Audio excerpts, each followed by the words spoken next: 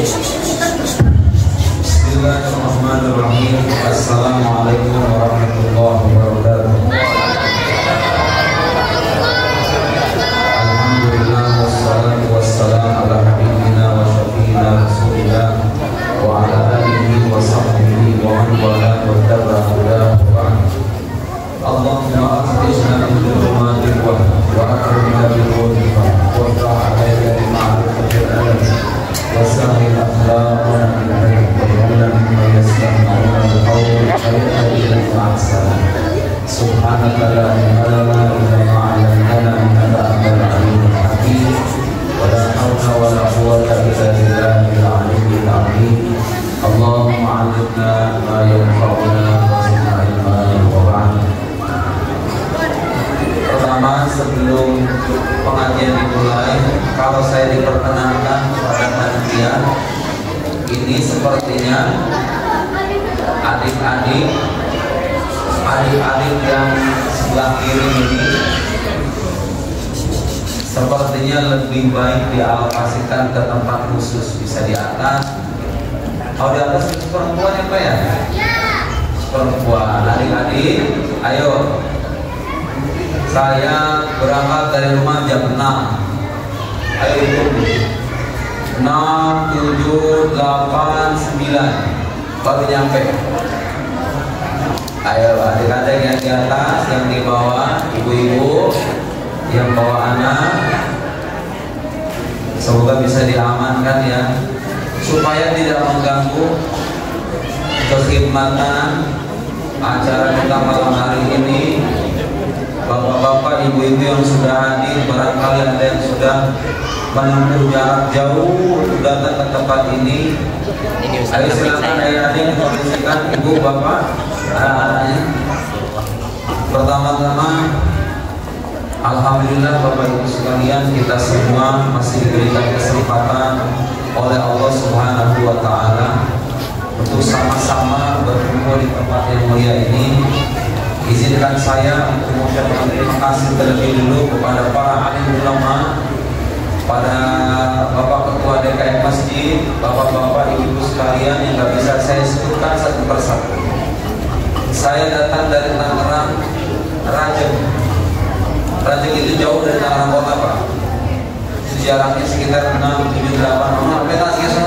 Jakarta itu tahu sendiri, macet, kemudian tapi semua itu ada bapak yang dari daerah bulan kita semua berkumpul pada malam hari ini disatukan oleh niatan yang sama dan spirit yang sama. Kita semua datang ke tempat ini karena punya kecintaan kepada Nabi Muhammad Sallallahu Alaihi Wasallam.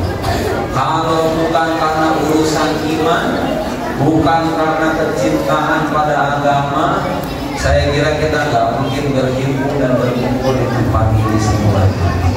Bapak Ibu sekalian, malam hari ini kita merayakan Isra Mi'raj. Perayaan ini tidak lain bertujuan untuk mengingat, mengenang, dan menarik pelajaran-pelajaran berharga dari peristiwa agung yang tidak pernah dialami seorang manusia pun dalam sejarah kemanusiaan, bahkan dalam sejarah kenabian. Peristiwa agung yang menimpa dan dialami oleh Nabi kita yang mulia Muhammad Sallallahu Alaihi Wasallam. Nabi Muhammad Sallallahu Alaihi Wasallam, Bapak mungkin pernah mendengar ayat ini. Sebelum saya masuk ke dalam tema ini, karena kita akan berbicara tentang pelajaran-pelajaran berharga dari Isra Mi'raj ini, ada satu ayat Pak. Satu ayat ini saya kira orang muslim kayaknya pada hafal, karena ini ayat ini ringkas. Ayat ini ringkas tapi maknanya sangat mendalam dan padat bagi yang paham bahasa Arab. Supaya tahu kita minimal keluar dari ruangan ini tahu. Bagi yang sudah tahu, yang memperkokoh pengetahuan. Bagi yang belum tahu, mendapatkan pengetahuan baru. Bapak kalau perhatikan Al-Quran dari awal sampai akhir, perhatikan bagaimana cara Allah Subhanahu wa Ta'ala memanggil nabinya, memuji para utusannya. Itu hampir rata-rata pujian-pujian yang tinggi itu. Mari saya sebutkan satu persatu. Ada satu ayat Pak, ini ayat ajaib, luar biasa. Gak ada nabi yang disinggung atau yang dipuji oleh Allah dengan setinggi pujian ini selain Nabi kita Muhammad SAW. Apa bunyi ayatnya Pak? Dilihat. Al-Quran itu sebetulnya Pak, sejujurnya kalau boleh diterjemahkan ke bahasa Indonesia itu gak bakal bisa. Kenapa? Karena bahasa kita itu miskin kosakatanya. Al-Quran itu bahasa Arab. Satu kata itu dalam bahasa Arab, uslub dalam bahasa Arab, kadang-kadang punya kedalaman yang gak bisa ditampung sama bahasa Indonesia. Saya beri contoh. Allah Subhanahu wa Ta'ala dalam Al-Quran berfirman, wa innaka la'ala khuluqin 'azim. Ini yang gak belajar bahasa Arab, lihat terjemahan, bunyi terjemahannya, sesungguhnya engkau wahai Muhammad berada di atas budi pekerti yang sangat agung. Udah, sebatas itu saja. Bahasa Indonesia bisa terjemahin ya. Oh subhanallah Pak, ayo kita lihat. Ini Nabi kita. Nabi kita itu bukan hanya sebatas Nabi, dan peristiwa Mi'raj itu adalah bukti paling nyata bahwa beliau bukan cuma sekedar Nabi, tapi imamnya para Nabi. Lihat Pak, wa innaka. Sedikit belajar bahasa Arab ya. Harf inna dalam pemahaman orang-orang Arab itu huruf yang berfungsi sebagai penguat. Namanya harful taukid dalam ilmu nahwu. Wa inna satu. Jadi terjemahannya itu dan sungguh benar-benar. Belum selesai sampai situ Pak. Jadi di tahap pertama sudah ada penguatan yang tegas. Allah menegaskan setegas-tegasnya. Apa yang ini ditegaskan itu Pak? Lihat. Wa innaka disebut kaful mukhatab. Al-Quran tidak menyebutkan wa inna Muhammadan. Wa innaka sesungguhnya engkau. Wa kaful khitab yadul al-qurb menunjukkan kedekatan lawan bicara. Seolah-olah Allah itu ingin mengisyaratkan betapa dekatnya Allah sang pencipta jagat raya dengan kekasihnya yang mulia Muhammad SAW itu. Disebutkan sungguh engkau benar-benar. Disebutkan kata engkau karena Allah Subhanahu wa Ta'ala ingin menunjukkan kedekatannya, kedekatan derajatnya tentunya ya, bukan kedekatan secara indrawi begini, enggak. Allah dengan makhluknya tidak berjalan karena dia bukan jism, bukan makhluk. Wa innaka sesungguhnya engkau benar-benar. Jadi kafnya aja Pak itu. Kalau orang paham bahasa Arab tahu Nabi Muhammad itu makhluk paling dekat dengan Allah sejagat raya sepanjang alam semesta ini tercipta. Makanya Pak, Nabi Muhammad itu dilahirkannya hari Senin. Itu saya masih ingat guru saya bilang, Nabi Muhammad dilahirkan hari Senin itu di antara rahasianya. Bapak tahu huruf hari Senin dalam bahasa Arab itu apa? Al-Ithnain. Al-Ithnain itu artinya apa? Dua. Betul? Dua. Saya mau nanya sekarang, di antara nama Allah Subhanahu wa Ta'ala itu wahid, betul nggak? Esa, dia satu. Seolah-olah Allah melahirkan kekasihnya pada hari Senin. Seolah-olah Allah ingin menunjukkan kedekatannya dengan kekasihnya ini seperti dekatnya angka 1 dengan angka 2 karena ada jaraknya.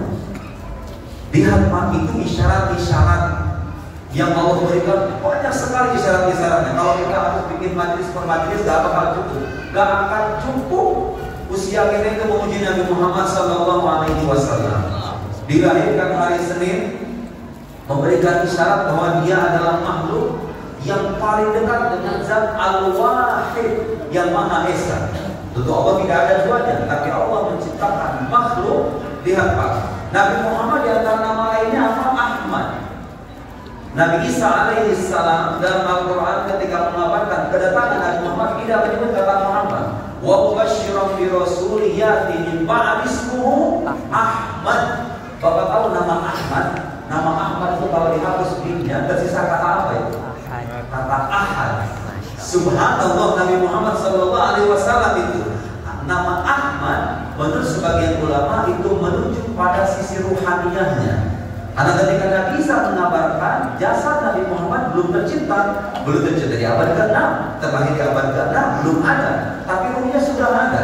Ruhnya Nabi Muhammad Sallallahu Alaihi Wasallam itu justru adalah makhluk pertama, makhluk yang pertama yang Allah ciptakan sebelum Allah menciptakan makhluk-makhluk yang lain. Makanya sebagian ulama menyebut Nabi Muhammad itu Adamnya Nabi Adam. Maksudnya apa?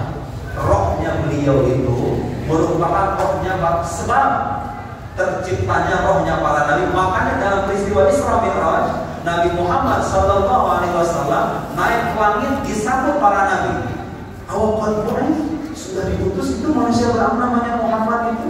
Mereka bertanya dan menyambut, marhaban bil akhi salih, bin nabi salih, selamat datang menginap seorang nabi yang salih. Mereka menyebut kata artinya saudara, karena mereka itu bersaudara semuanya. Turun ke Masjidil Aqsa, beliau juga mengimami sholat semua nabi.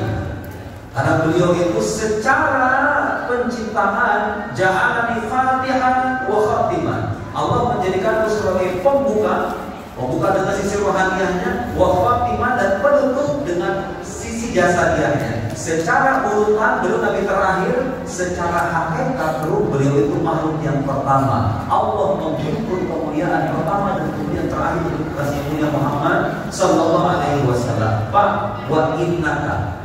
Seandainya tidak ada ayat Quran yang puji Muhammad, kecuali ayat ini doang sudah tidak cukup itu sebetulnya. Lihat, wa innaka, selanjutnya ada huruf apa? Huruf lam. Lam. Itu huruf lam kalau bagi orang yang paham bahasa Arab menunjukkan penguatan. Tadi sudah ada penguatan pada harakat wa inna. Kemudian disusul dengan kaful mukhatab, disusul dengan lam taukid wa innaka la'ala. Terjemahin bahasa Indonesia. Suruh terjemahin ini bahasa Indonesia. Kagak bakal bisa. Pemborosan kata ujung-ujungnya ya kan? Dan sungguh engkau benar. Gak bisa itu mah bahasa Indonesia itu. Di masalah zaman sekarang muncul Pak orang-orang yang baru belajar agama kemarin, baca Al-Quran terjemahan, berani menyalahkan kiai-kiai, ustaz-ustaz yang belajar agama itu puluhan tahun, belasan tahun. Malah petaka anak muda zaman sekarang itu. Jadi fitnah zaman sekarang itu diantaranya handphone itu menyajikan ceramah dari orang-orang gak paham bahasa Arab, gak paham Al-Quran, gak paham kaidah penafsiran, copot sana, copot sini, merasa ini yang paling alim, baru belajar sama ustaz ngaku, ustaz kemudian, oh ini salah, ini haram, ini tidak, ini musyrik. Wah ini loh, seperti orang Arab. Itu bahasa Indonesia itu gak bisa menerjemahkan bahasa Al-Quran serius. Bukan saya yang ngomong. Dulu di Mesir waktu saya kuliah ada perdebatan di kalangan ulama. Boleh nggak sebenarnya Pak terjemahin Quran ke bahasa lain itu? Sebagai ulama berpendapat nggak boleh, karena itu bisa mereduksi mana Al-Quran. Coba aja lihat satu ayat yang berikan contoh. Wa innaka la, ada huruf lam yang berfungsi sebagai penguat setelah adanya penguat. Belum sampai di situ Pak. Nabi Muhammad dikukuhkan ke agungan akhlaknya oleh Allah. Lihat berapa kali penguatan. Selanjutnya ada huruf yang menunjukkan harful isti'la. La ala, ada huruf ala, harfu jar, itu yufidul isti'la, menunjukkan ketinggian. Jadi kalau saya bilang al-qalam alal maktab, ini bahasa Arab dasar tahu, pulpen di atas meja, artinya dia berada di atas ketinggian meja. Harful isti'la itu di antara makna huruf ala. Nabi Muhammad ini siapa yang ngomong? Bukan kita, bukan makhluk. Sang Khalik bersaksi menyebut kekasihnya itu akhlaknya dengan harful isti'la. Sungguh engkau wahai Muhammad benar-benar berada di atas. Coba itu kalau kita rasakan yang paham bahasa Arab, Nabi Muhammad disaksikan oleh penguasa jagat raya, derajat dan kemuliaan akhlaknya di atas apa? La'ala khuluqin. Bapak tahu isim nakir dalam bahasa Arab. Khuluqin itu isim nakir, berada di atas akhlak. Di antara makna isim nakir yufidu taqdim, menunjukkan pengambilan. Jadi dengan kata khuluqin saja itu sudah mengandung pengakuan lagi. Wa inna ka la ala khuluqin. Belum selesai sampai di situ Pak, dikuatkan lagi di akhir azim. Allahu Akbar.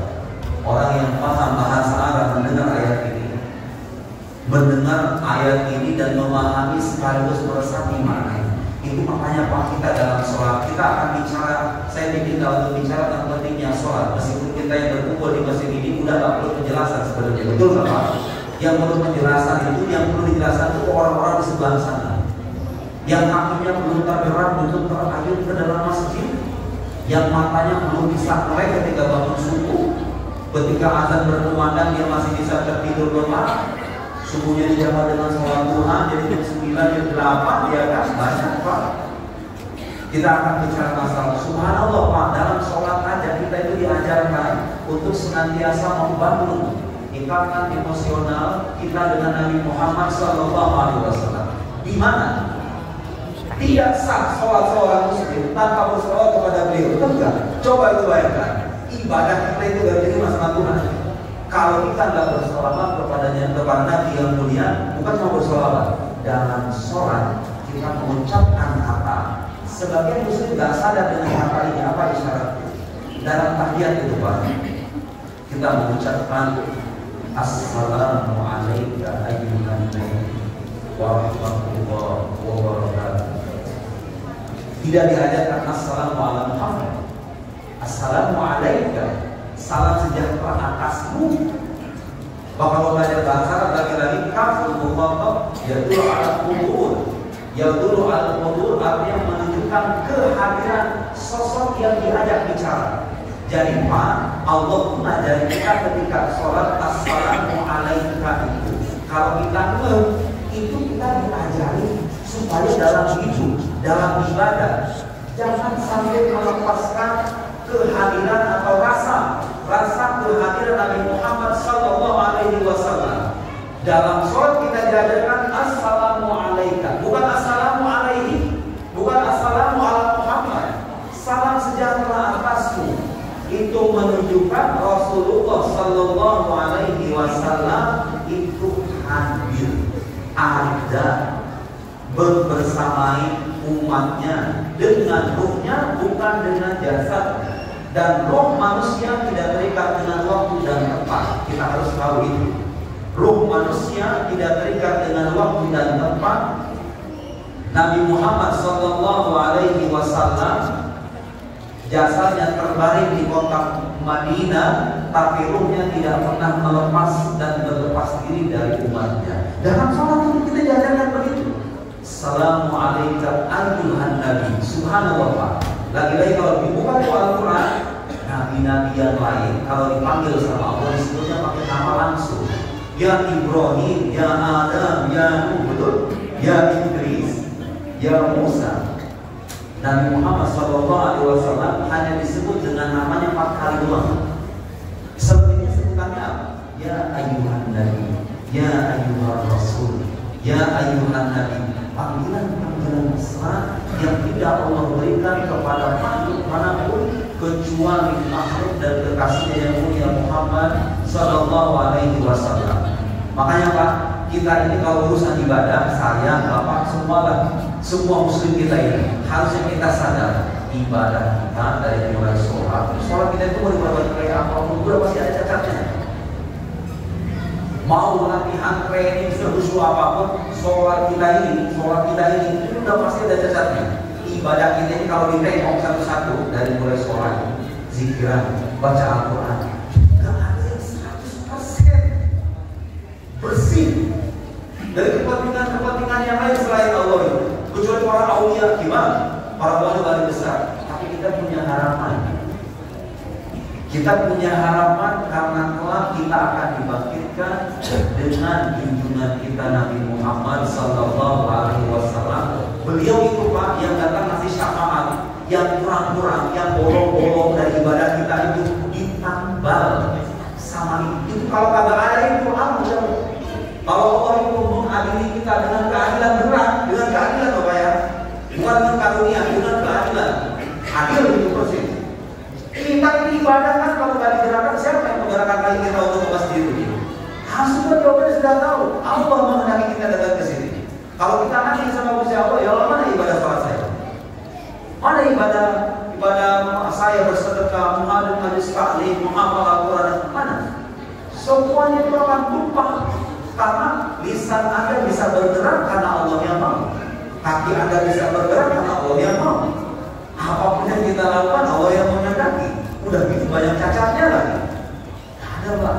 Allah Subhanahu wa Ta'ala akan memperlakukan orang-orang beriman bil fadl la bil adl, dengan karunia, bukan dengan keadilan. Allah memperlakukan orang-orang kafir dengan keadilan, orang-orang beriman bil fadl la bil adl. Karena kalau kita tidak adil, diadil dengan keadilan, maka pada yang bisa daripada kita. Sholatnya, ya wudhunya.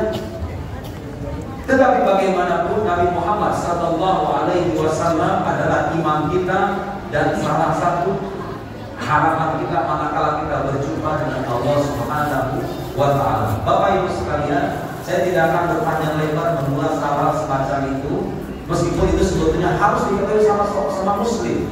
Muslim harus tahu bahwa ketika dia menjadi umat Islam bernasab kepada seorang Nabi yang bukan hanya sekedar Nabi, tapi beliau adalah imamnya para anbiya, sayyidul awwalin wal akhirin, sayyidul khalq, awwalul makhluqin 'ala al-itlaq, afdalul khalq 'ala al-itlaq, sebaik-baiknya makhluk. Fabil al-shiqaq, tidak ada perselisihan di kalangan para ulama. Nabi Muhammad afdalul khalq 'ala al-itlaq. Dan peristiwa Isra Mi'raj, lihat, ayo mari kita sekarang bicara tentang sholat. Dalam peristiwa Isra Mi'raj, Nabi Muhammad, lihat Pak, Nabi yang paling mulia. Tadi saya sudah jelaskan, itu gak ada Nabi yang kayak begitu. Belum dengan ayat-ayat wa ma arsalnaka illa rahmatan lil alamin. Oh, itu kalau dikaji lagi itu ayat subhanallah.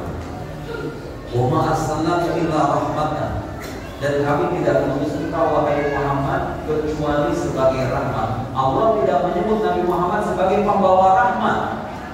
Karena begini Pak, bisa jadi kalau beliau disebut pembawa rahmat, beliaunya sendiri tidak mencerminkan rahmat, kan begitu ya? Betul nggak?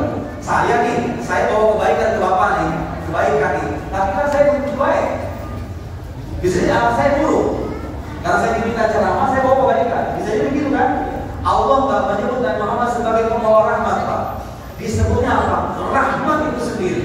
Kami tidak mengutus engkau wahai Muhammad kecuali sebagai rahmat. Jadi kalau ditanya mana perwujudan dari rahmat Allah yang paling real, kalau mewujud dalam diri manusia, jawabannya adalah kekasih yang mulia Muhammad Sallallahu Alaihi Wasallam. Beliau adalah rahmat itu sendiri, bukan membawa rahmat. Bila alamin, bukan cuma di muslimin, untuk semua alam, yang kafir, yang mukmin, jin, setan, iblis, semua mendapatkan rahmat Nabi. Semua mendapatkan rahmat Nabi Muhammad Sallallahu Alaihi Wasallam. Bapak Ibu sekalian, Nabi Muhammad Nabi yang paling mulia. Sampai pada tempat, Bapak pasti kalau Nabi Sallallahu Alaihi Wasallam mengenal nama Sidratul Muntaha. Apa artinya Muntaha? Muntaha itu artinya ujung. Ujung. Jadi itu ada satu tempat. Ini hal gaib yang nggak bisa kita jelaskan hakikatnya. Kita hanya bisa bersandar pada riwayat yang sahih, dan banyak riwayat saya mengabarkan Isra Mi'raj. Sekalipun di sini dalam ayat Al-Quran Karim kita dibacakan Subhanalladzi asra bi 'abdihi lailan min ila akhir ayat. Nabi Muhammad Nabi yang paling mulia datang ke suatu tempat yang tidak pernah didatangi oleh makhluk manapun sebelumnya. Itu adalah ujung tempat gaib dan masjid itu adalah ujung dari semua makhluk. La nabi mursal wa la malak muqarrab. Nabi gak bisa datang ke tempat itu, malaikat juga gak ada yang bisa datang. Malaikat itu di antara maskan atau tempat yang malaikat itu bisa bawa di langit-langit malaikat. Ada yang di bumi menemani manusia, yang mengawasi manusia. Ada yang di langit, tapi kebanyakan malaikat di langit. Tapi gak ada yang bisa masuk ke tempat ini. Allah persiapkan secara khusus seorang Nabi yang paling agung, makhluk yang paling mulia, di tempat yang tidak pernah didiami oleh makhluk manapun sebelumnya. Yang memberikan siapa? Yang memberikan Allah Subhanahu wa Ta'ala, penguasa jagat raya. Diberikan satu perintah. Lihat, ibadah yang lain itu gak ada perintahnya yang kayak begini nih. cuma sholat Pak, Allah berikan langsung ke nabinya yang mulia di tempat yang paling mulia, di momen yang paling berharga, yang tidak dialami oleh nabi manapun. Di tempat yang paling mulia, di momen paling berharga dari Allah Subhanahu wa Ta'ala, diterima oleh nabinya langsung. Buat apa? Itu pertanyaannya. Buat apa itu sholat? Dikisahkan awalnya 50 waktu, kemudian datang ke Nabi Musa, Nabi Musa menawarkan, "Umat ulama, gak akan mampu melaksanakan sholat." Dan benar, gak akan mampu kita 50 waktu. Ya betul. Kemudian minta kepada Allah Subhanahu wa Ta'ala supaya diringankan. Pada akhirnya dikorting jadi 5 waktu, tapi 5 waktu dengan pahala 50 waktu. Di atas hasanah bin asyri amsalih. Satu kebaikan dilipat jadi 10 kali 5, 50. Jadi pahalanya sama itu Pak. Hakikat sholat yang Allah berikan, Allah perintahkan itu sebenarnya nggak berkurang, pahalanya nggak berkurang, jumlahnya itu berkurang. Jumlahnya 5, pahalanya setara dengan 50 sholat. Baik, Nabi Muhammad diperintahkan dan diberikan oleh Allah perintah sholat itu gunanya buat apa? Bapak Ibu sekalian, ini kalau orang Muslim. Saya nggak bicara dengan orang Muslim yang sudah sadar dengan pentingnya sholat. Tapi mungkin yang sudah sadar pun harus disadarkan ulang. Ternyata Pak, kalau kita perhatikan itu sholat, dari mulai bersuci, kemudian azan, kemudian sholat berjamaah, di imamnya, makmumnya, apalagi itu.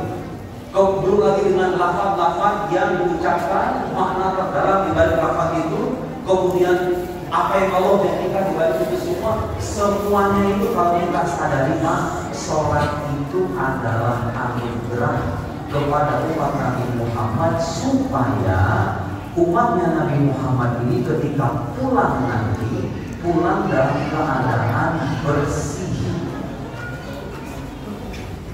Bawa dosa kalau membawa dikit, karena udah dicuci duluan sama sholat ini. Mana dalilnya? Ayo.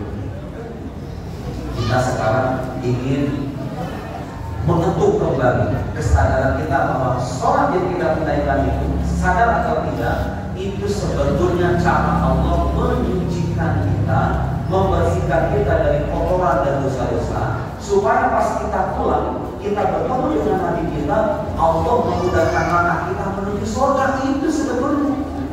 Ada muslim-muslim gak sadar itu.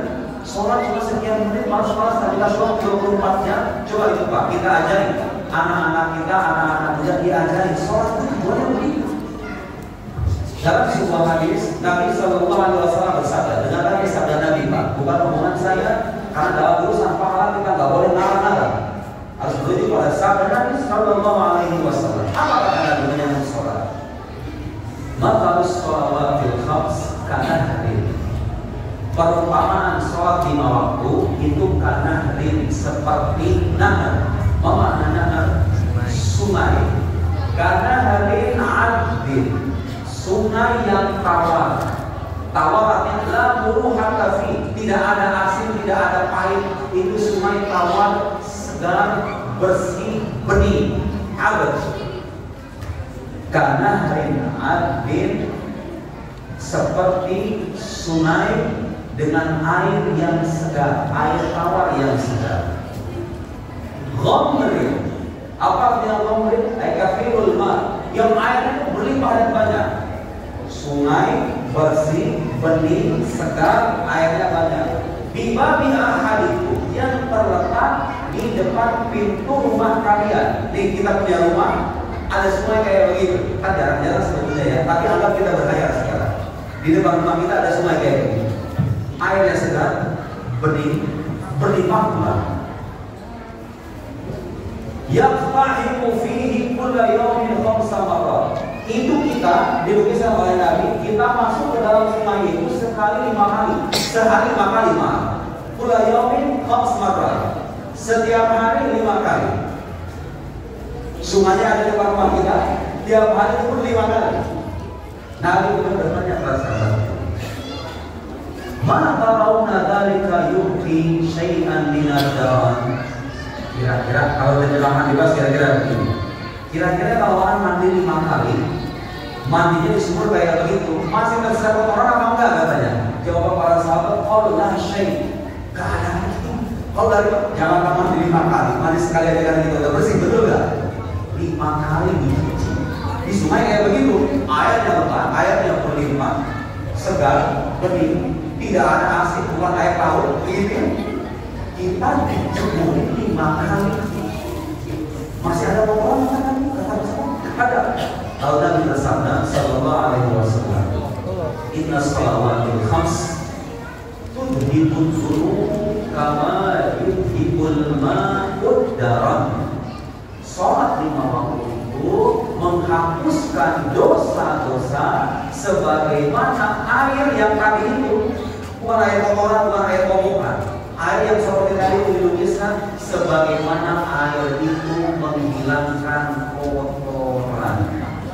Jadi orang muslim yang masih malas sholat, kalau dia benar merasa berdosa, merasa dirinya kotor, merasa dirinya jelek, akhlaknya, perangainya, aktivitasnya, perilakunya dan lain-lainnya, mestinya dia mau cuci. Cucinya di mana? Di masjid kalau laki-laki. Perempuan di rumah cucinya. Cuci badan kita dari dosa, Pak. Sholat itu ternyata. Di hadis yang lain, Nabi Sallallahu Alaihi Wasallam bersabda, khamsus sholawat katabahun Allahu li ibadi.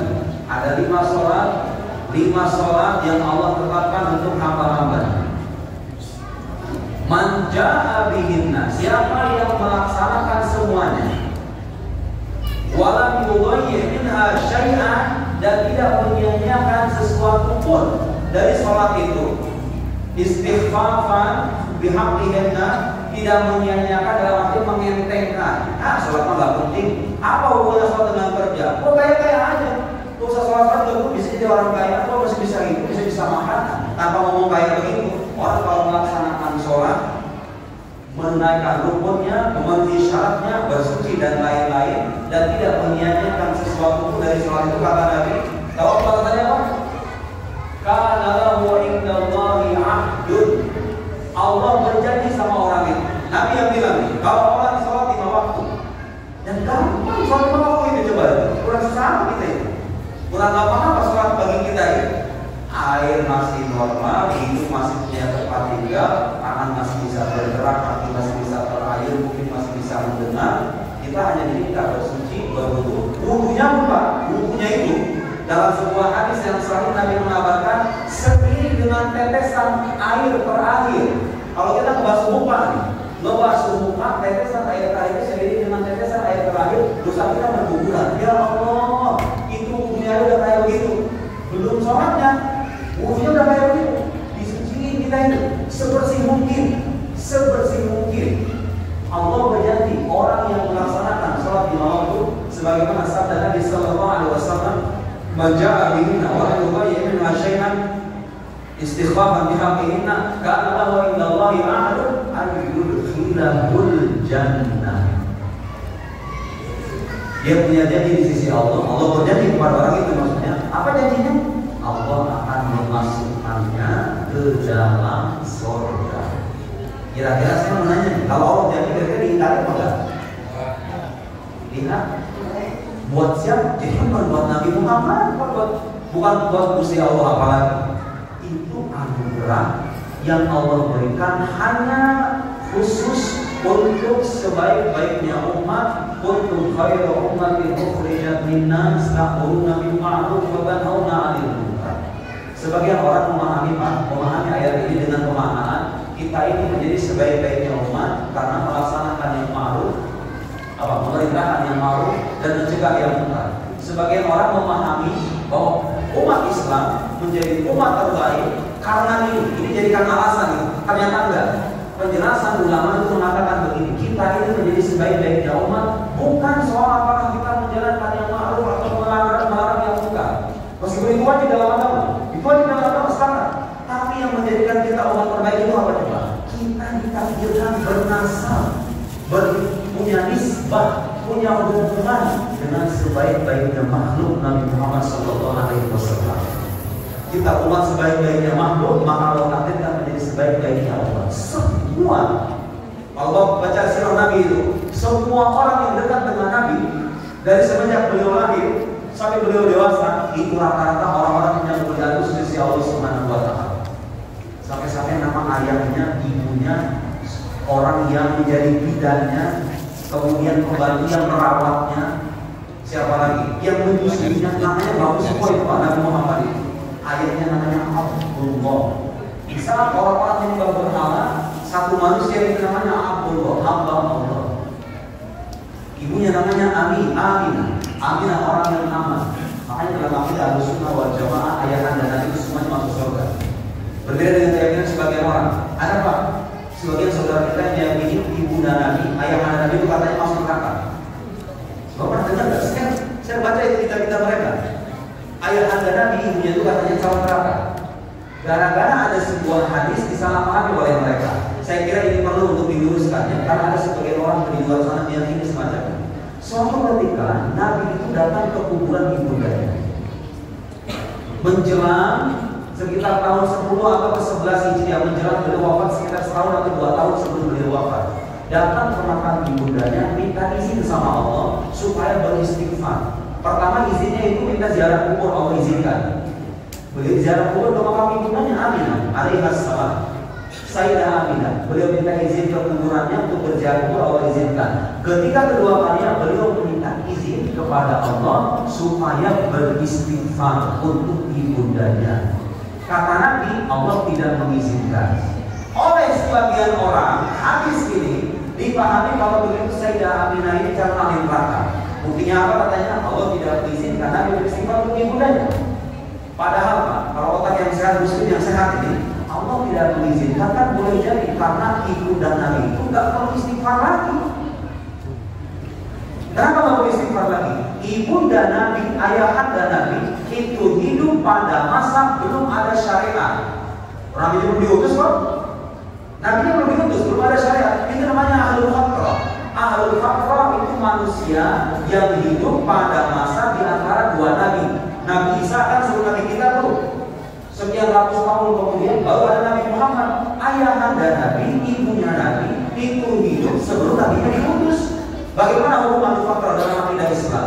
Hum najuna insyaallah. Mereka itu akan selamat Pak. Karena ada ayat Quran mengatakan wa ma kunna mu'adzibina hatta nab'atha rasulah. Kami tidak akan mengazab suatu kaum sebelum kami mengutus seorang rasul. Makanya orang muslim zaman sekarang kalau hidup di pedalaman, gak pernah kenal Islam, gak pernah kenal Al-Quran, gak pernah kenal Nabi Muhammad, gak tahu itu apa sholat, gak tahu Nabi sama sekali. Mereka tidak dihukumi kafir dengan kekufuran yang hakiki. Kenapa? Belum mengenal Islam. Ayahanda Nabi, ibunya Nabi itu hidup pada masa ahlul fatrah, karena itu ulama Ahlussunnah sepakat kedua-duanya adalah minan najin, termasuk orang-orang yang akan selamat. Allah tidak mengizinkan Nabi beristighfar karena ibunya yang hidup pada masa ahlul fatrah gak perlu kasih istighfar lagi, udah pasti diampuni. Coba ya, pemahaman yang lurus menyebutkan Nabi itu punya ibu, sosok yang mulia, melahirkan beliau, hidup pada masa belum adanya syariat. Beliau tidak termasuk orang-orang yang akan dimasukkan ke dalam neraka, dan beliau tidak butuh mendapatkan istighfar. Tidak perlu mendapatkan istighfar karena beliau hidup pada masa belum ada syariat, belum ada dosa, belum ada dosa. Heran saya juga kenapa itu orang berpandangan ayahanda Nabi itu menyakiti hati Nabi, mengatakan ayahanda Nabi, ibunda Nabi masuk neraka gitu. Sama kayak kita sekarang, kalau bapak kita suka neraka, kira-kira kita tersinggung apa enggak? Ahli neraka, tapi itu ada, kita iman. Nabi Sallallahu Alaihi Wasallam sebaik-baiknya makhluk, dalam akal saya nggak bisa mencerna. Ayahandanya, ibundanya masuk neraka, anaknya Sayyidul Khalq, Imam Ahlul Jannah, Imam Muttaqin, sementara ayahnya ibundanya finali jahannam, mukhalladina fiha wal a'yadu billah. Kita tidak meyakini. Baik Bapak Ibu sekalian, sholat, kita kembali kepada tema sholat. Saya nggak tahu berapa menit saya kasih ceramah. Setengah 11 Pak, Masya Allah. Saya ceramah tadi jam berapa itu? Saya kalau pulang setengah 11 sampai rumah itu berarti 1, 2, setengah 2 malam Pak, saya baru. Aku lanjutin aja lah. Dengan sampai sholat. Sholat kalau kita perhatikan itu ada simbol-simbol dalam sholat. Kalau kita paham, kita bisa menjadi muslim yang baik, atau paling tidak bisa memperbaiki diri dengan sholat. Saya beberapa hari yang lalu dengar anak muda di Instagram itu bilang kayak gini ya, kamu sejak kapan gak percaya sama agama, gak percaya sama Tuhan? Dia jawab, sejak saya tahu bahwa sholat itu gak mengubah kehidupan. Duit saya gitu-gitu aja, hidup saya gitu-gitu aja. Setelah dia sadar katanya sholat itu gak memberikan efek, dia meninggalkan agama, meninggalkan Tuhan, gak ada rasanya. Dia kasih pemisalan, kalau kita haus, kita minum kan bilang tuh hausnya, dahaganya, betul kan? Kalau kita lapar, kita makan kan bilang tuh rasa laparnya, ya kan? Sepintas dia masuk akal ya. Kalau sholat katanya apa efeknya coba itu? Makan kita hilang rasa lapar, kalau kita minum itu hilang rasa haus. Kalau apa efeknya? Kata ada. Dia lupa. Pak, orang kalau misalnya minum setetes doang, kira-kira hilang nggak hausnya? Nggak hilang kan? Kalau orang makan serucil doang, kira-kira hilang nggak itu laparnya? Ya sudah. Sholat juga gitu. Kalau kamu sholat cuma fisik doang, celana doang, doa kemudian salam, ya doang ada efeknya. Itu persis kayak orang makan serucil doang, minum satu tutup botol doang, berharap menghilangkan haus, yang nggak bisa efek. Berarti kan yang salah bukan makan minumnya, yang salah cara kamu makan, cara kamu minum. Ya sendiri nggak bakal menghilangkan rasa haus kalau cuma sujud tutup botol doang. Makan juga sama, sendok doang, mana bisa menghilangkan rasa kenyang? Sholat juga gitu. Kalau sholat kurang dalam, kalau sholat nggak dihayati, maknanya, lafaz yang diucapkan, gerakannya nggak dihayati, kagak bakal ada efeknya. Sholat jalan maksiat terus menerus. Korupsi nggak berhenti. Itu koruptor itu kalau mesti sholat. Sholat sujudnya sama Allah, Allahu Akbar katanya. Sami Allahu liman hamidah, assalamualaikum, salam sejahtera untuk kalian. Kan ada assalamualaikum begitu kan? Teroris itu kalau sholat assalamualaikum juga. Ngomong Allahu Akbar juga. Lafalnya sama, gerakannya sama, tapi kenapa omongnya bisa beda? Jawabannya itu kan, ada orang yang sholat hanya melibatkan fisik, ada orang sholat. Bahkan saya membaca kalau biografi para salafus soleh terdahulu itu Abdullah bin Zubair misalnya, itu dilukiskan oleh sebagian kita. Abdullah bin Zubair itu kalau sholat ka'anna fi ra'sihi bayn, seolah-olah di atas kepalanya itu ada burung. Orang kan kalau misalnya di atas kepala ada burung, mau gerak ini kan ya hawanya burungnya terbang ya kan? Itu ada Pak, orang-orang dulu yang kalau tahu kayak gitu, mau gerak dikit aja dia nggak bisa. Saking apanya? Saking bisa menghadirkannya keagungan Allah Subhanahu Wa Taala. Orang kayak kita, HP berdering aja kita langsung lihat gitu kan, SMS dari sekarang ini. Itu level keimanan kita. Ada orang-orang level keimanan jauh di atas kita. Bahkan sholat itu menghilangkan kesadaran mereka terkait sekitar. Gak sadar tuh dia samping di kanannya siapa. Yang disadarkan, yang tersadar dalam dirinya hanyalah Allah Subhanahu Wa Taala. Ada kayak begitu, ada dulu.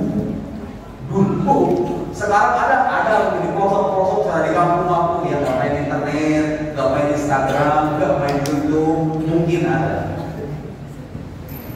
Dan Al-Quran sudah mengisahkan bahwa itu surat itu. Qad aflahal mu'minun alladzina hum fi sholatihim khashi'un walladzina hum 'anil lagwi mu'ridun. Tuh kalau kayak surat itu kayak gitu gampang. Al-Quran sudah digambarkan. Qad aflahal mu'minun. Sungguh berbahagialah orang-orang beriman. Alladzina hum fi sholatihim khashi'un. Orang-orang yang khusyuk dalam salat. Dilanjutkan dengan potongan ayat dan itu bisa menjadi penyebab kekhusyuan. Apa itu? Walladzina hum 'anil lagwi mu'ridun. Mereka yang berpaling dari kesia-siaan. Susah di zaman sekarang berpaling dari kesia-siaan. Karena godaannya udah banyak. WhatsApp, Instagram, Facebook, itu semuanya lagbun. Nah orang-orang yang sholatnya khusyuk itu 'anil lagwi mu'ridun. Mereka itu berpaling dari kesia-siaan semacam itu. Rata-rata orang-orang yang hatinya penuh kekhusyuan, yang kalau sholat dengan rasa, bukan dengan fisik semata, itu rata-rata orang semacam itu Pak. Biarkan aktivitasnya, Biasanya HP juga HP jadul, HP Nokia yang masih nanti itu kayak begitu. Orang lain Android, dia punya iPhone, apa TikTok, Instagram, nggak pernah lewat tiap hari, berharap busuk kan? Susah. Dan minimal kita bisa berupaya. La yudraku kullu, la yudraku kullu. Sesuatu yang tidak bisa ditunaikan seutuhnya, jangan ditinggalkan sebagiannya. Gak bisa khusus 100%, oh ya jangan ditinggalin sama sekali. Minimal 50%. Gak bisa 50, 40, gak bisa 40, 20 deh. Gak bisa 20. Apa dong kalau benar bukan sholat kan? Saya kira itu ya. Saya kira itu yang bisa saya sampaikan. Apa perlu? Gimana Pak? Di sini kalau pengajian ada tanya jawab, apa langsung nih saya? Tanya jawab kan? Tanya jawab ya? Tanya jawab aja. Tanya jawab aja. Sebenarnya banyak kalau saya diminta, apakah kita materi Pak? Hanya ke siapa saya ini kira-kira? Berarti materi aku kan jawab Pak? Ya boleh. Kayaknya belum ada yang ngantuk ya Pak ya? Dilanjut? Ya boleh. Dilanjut Pak? Baik, dilanjut. Ada satu hal yang perlu kita koreksi bersama, ya. Ini menyangkut ibadah, sekarang menyangkut akidah. Dalam peristiwa Isra Mi'raj, Pak, dalam sejumlah riwayat dikisahkan Nabi Muhammad SAW melihat Allah Subhanahu Wa Taala. Betul? Oke. Saya menyampaikan beberapa. Satu, berdasarkan kajian literatur yang saya dalami, riwayat yang menyebutkan Nabi Muhammad melihat Allah itu memang ada, tapi riwayat yang menyebutkan Nabi Muhammad tidak melihat Allah itu juga ada. Ibnu Abbas, riwayat yang dinisbahkan kepada Ibnu Abbas menyebutkan Nabi Muhammad melihat Tuhan. Sayyidah Aisyah menafikan penglihatan itu. Mana yang benar? Dua-duanya benar. Kok bisa gitu? Ayo lihat Pak, orang kalau belajar agama secara sistematis sesuai dengan kaidah kelima, gak gampang nyalahin. Kan ada sekarang Pak, pelaku anak zaman sekarang nih. Ini dan yang lain, wah ini susah ini, kafir ini. Gak bisa begitu. Dua-duanya sama-sama benar dengan penjelasan seperti ini. Riwayat yang menyebutkan Nabi Muhammad tidak melihat Allah, maksudnya tidak melihat Allah dengan penglihatan yang ihatah itu artinya yang menyeluruh. Jika Allah itu tidak dilihat, sebenarnya kita melihat kayak gini, itu biar saya lihat kaset, semuanya saya lihat, ya kan? Dari ujung kanan, ujung kiri, depan, atas, semuanya saya lihat gitu. Itu namanya apa? Jatuh ihatah, penglihatan yang mencakup. Nabi Muhammad tidak melihat Allah dengan cara seperti itu. Seolah Allah itu hadir, kan ada itu keyakinan sebagian saudara kita yang meyakini Allah itu di langit dulu. Nabi Muhammad itu kemudian didudukkan di sampingnya, seperti hanya raja membutuhkan seorang asisten. Nauzubillah, itu berarti Ahlussunnah wal Jamaah. Riwayat yang menyebutkan Nabi Muhammad tidak melihat Allah, tidak melihat secara menyeluruh maksudnya. Riwayat yang menyebutkan Nabi Muhammad SAW melihat Allah, melihat dalam arti melihat tidak dalam arti menyeluruh, tidak seperti hanya kita melihat benda atau makhluk di alam semesta. Melihat dengan penglihatan yang khusus, tajalli. Allah bertajalli kepada Nabi Muhammad secara khusus, tapi bukan zatnya. Karena begini Pak, kalau zat Allah itu terlihat hadir di alam semesta, konsekuensinya zat Allah menjadi terbatas dalam ruang dan tempat. Betul nggak? Ya iya dong. Tuhan menjadi terbatas dalam apa yang kita lakukan dengan orang Yahudi yang menggambarkan Tuhan punya keserupaan dengan makhluk. Akidah Ahlussunnah wal Jamaah, Allah maujud bila zaman wala makan. Allah itu tidak berwaktu, tidak bertempat. Ayat-ayat atau riwayat-riwayat yang menunjukkan seolah-olah Allah itu bertempat oleh para ulama Ahlussunnah wal Jamaah, seperti ayat dalam surat Tabarak misalnya, Amintu man fis sama ayat sebelumul arda fa idza hiya tamur. Amintu man fis sama, apakah kalian merasa aman dari sosok yang fis sama?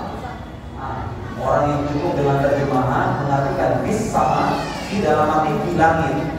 Di langit begitu bertempat di langit. Enggak.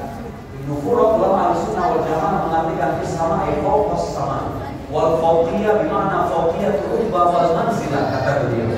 Alimul man fis sama, Allah di langit. Misalnya bukan di langit, bakal di langit kayak gini. Allah yang di atas langit. Maksudnya apa di atas langit? Yang menguasai langit. Dan kalau dikatakan Allah menguasai langit, kan berarti bertempat di langit. Kalau Allah untuk bertempat di langit begini Pak, berarti Allah butuh para langit dong. Allah Ghani, Allah itu maha kaya. Makna Ghani apa artinya Ghani? Tidak bergantung kepada yang lain. Allah sifat qiyamuhu bi nafsihi. Ahlussunnah wal jamaah itu akidah. Wujud qiyam baqa mukhalafah lil hawadits qiyamuhu bi nafsihi. Mukhalafah lil hawadits apabila dengan Allah bertempat, Allah tidak bertempat. Allah Subhanahu wa taala tidak betul kepada makhluk. Kalau dikatakan Allah bertempat di langit, seperti keyakinan sebagian orang dalam Islam yang Allah ada di langit, yang sholat kepada Gusti Allah begini, kan? Tidak ada yang berbeda semacam itu. Allah Subhanahu wa taala kalau bertempat berarti ada keberduaan di dalam tempatnya, ya kan? Saya berdiri, Pak. Saya berdiri. Saya bertempat di atas kursi. Tuh lihat. Tadinya saya nggak bertempat, kemudian saya bertempat. Artinya apa? Kebertempatan saya ini ada awal, betul nggak? Bapak kalau meyakini Allah di langit, tahu konsekuensinya apa? Langit, aras, bumi, planet, semuanya itu ada awalnya. Allah ada awalnya nggak? Nggak ada awalnya. Kalau Anda meyakini Tuhan ada di langit, berarti Anda meyakini Tuhan itu memiliki awal dalam kebertempatan, ya kan? Sementara Allah itu qadim, Allah itu tidak berulang, Allah tidak memiliki awal. Kalau dia dikatakan di langit, langit itu ada baru kemudian. Sebelum adanya langit, berarti Allah ada di mana? Allah ada dengan dirinya sendiri. Kalau dikatakan di langit, berarti ada awalnya kebertempatannya. Masa sesuatu dikatakan tidak berawal, sekaligus berawal? Jangan masuk akal. Bertentangan dengan ajaran Ahlussunnah wal Jamaah. Karena itu riwayat yang menyebutkan Nabi Muhammad SAW melihat Allah, ulama pun berbeda pendapat. Apakah melihat dengan ru'yatul basar atau ru'yatul fuad, melihat dengan mata kepala atau dengan melihat dengan hatinya? Allah Ta'ala yang jelas yang dilihat oleh Nabi Muhammad bukan zat Allah dalam arti yang hakiki. Karena kalau zat Allah yang tampak turun ke langit, berarti Allah bertempat pada makhluknya. Allah menjadi terbatas pada ruang dan waktu. Dan itu mustahil. Apa yang dilihat bila kain. Jawaban paling selamat, bagaimana Allah melihat Tuhannya? Bila kain, tanpa bagaimana. Kalau kita menerima riwayat ini. Tapi bagaimanapun itu bukan termasuk usul aqaid. Tidak termasuk akidah pokok. Jadi kalau ada orang nggak percaya Pak, nggak percaya dengan riwayat ini, batal nggak imannya? Enggak. Tapi kalau dia nggak percaya peristiwa Isra, dia 11-12 dengan Abu Jahal. Abu Jahal kan mengatakan Isra itu termaktub dalam Al-Quranul Karim. Mengingkari Isra, mengingkari Al-Quran, mengingkari Al-Quran selesai keimanan. Subhanallah di Asra bihamdihi disebut dalam Al-Quran. Mi'raj juga sama. Sebagian ulama berpendapat Mi'raj tidak disebutkan dalam Al-Quran secara sahih. Karena itu yang mengingkari Mi'raj, sebagian ulama berpendapat tidak dikafirkan, tapi itu sesat. Karena Mi'raj disebutkan dalam hadis-hadis yang sahih. Suyuti bisa mendaftar hadis-hadis itu bukan jumlahnya. Yang meriwayatkan Muhammad naik ke langit, bertemu dengan para nabi, bertemu dengan Allah Subhanahu wa taala, bertemu dengan Allah bertempat ya. Menerima perintah dari Allah Subhanahu wa taala dan seterusnya seperti yang kita kenal dalam hadis-hadis sahih. Mi'raj itu termasuk akidah yang kita perlu. Isra wal Mi'raj satu paket kita imani, lebih selamat. Tapi menyangkut riwayat-riwayat semacam tadi itu laisa fiha dalilun qat'i. Tidak ada dalil yang bersifat qat'i, masih utama, masih membuka kemungkinan. Boleh jadi begini, boleh jadi begini. Walhasil Bapak Ibu sekalian, dari peristiwa Isra Mi'raj itu pelajaran berharga buat kita semuanya.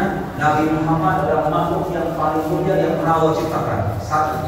Kedua, kita sebagai umatnya harusnya bersyukur. Artinya Bapak pernah minta Pak, saya ini lahir tanpa diminta, Bapak lahir tanpa diminta, jadi muslim. Muslim sejak lahir tinggal dijalanin doang, tinggal jalanin doang. Ini nikmat dari Allah. Kalau nggak ada nikmat lain selain ini, sudah tidak dicukupi. Karena semuanya kita akan mati. Udah mati itu ditanya man rabbuk, siapa Tuhanmu, ma taqulu fi hadzal rajul, apa yang kau katakan tentang laki-laki ini? Nabi Muhammad itu maksudnya muslim akan menjawab wa Rasulullah wa nabiyullah, ya utusan Allah.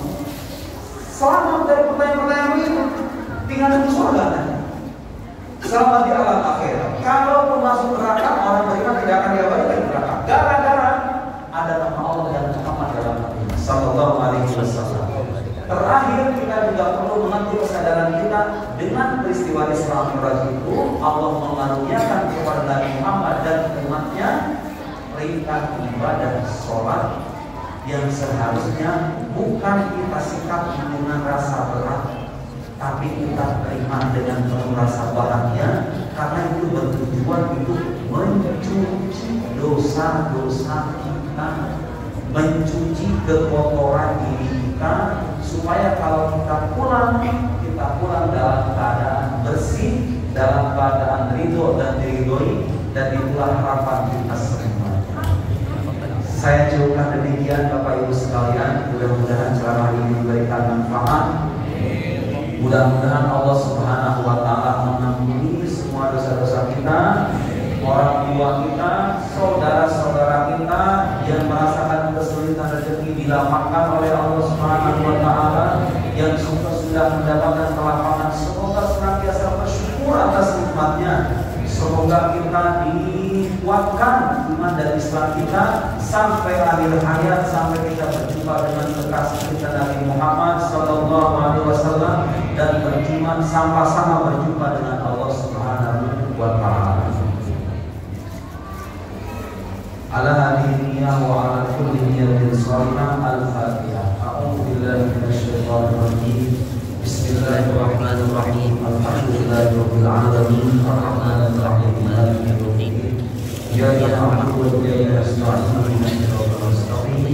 Siratal ladzina an'amta 'alaihim ghairil maghdubi 'alaihim waladdallin.